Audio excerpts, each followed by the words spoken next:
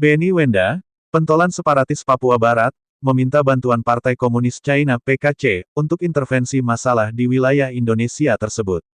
PKC merupakan partai yang mengendalikan pemerintah China saat ini. Manuver politik separatis yang dideklarasikan sebagai Presiden Interim United Liberation Movement for West Papua (ULMWP) itu disampaikan melalui surat kabar Australia. Manuver itu bertujuan untuk memuluskan ambisinya memerdekakan Papua Barat dari Indonesia. Perjuangan kami telah berlangsung selama hampir 60 tahun, kata pentolan separatis itu dari kediamannya di Oxford dekat London, Inggris. Rakyat saya tidak aman di tangan Indonesia.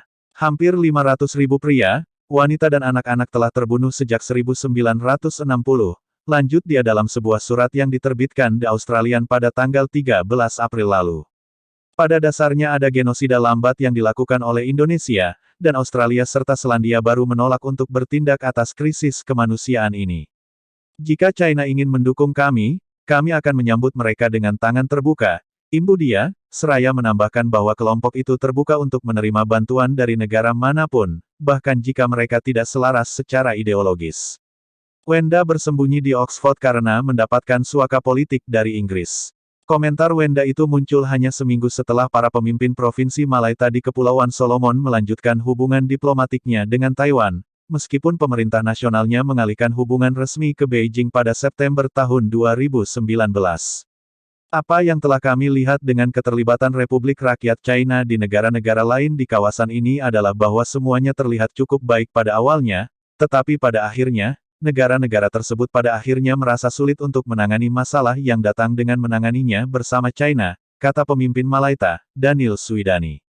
Permintaan bantuan China oleh Wenda muncul saat dorongan soft power Partai Komunis China ke wilayah Pasifik Selatan berlanjut melalui propaganda, bantuan asing, dan investasi infrastruktur di bawah Belt and Road Initiative (BRI).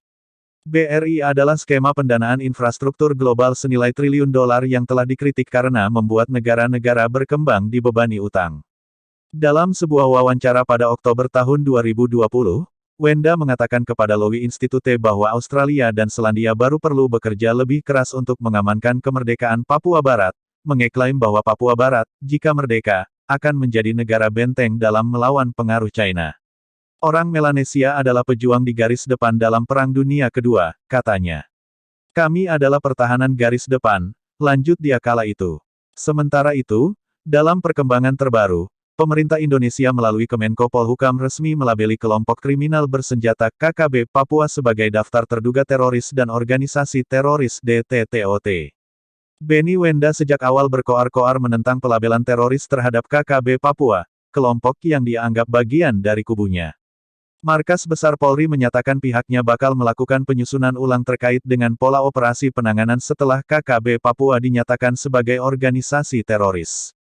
Berarti akan kami susun lagi pola operasinya, kata Asisten Kapolri Bidang Operasi ASOPS Irjen Imam Sugianto di Jakarta pada hari Kamis.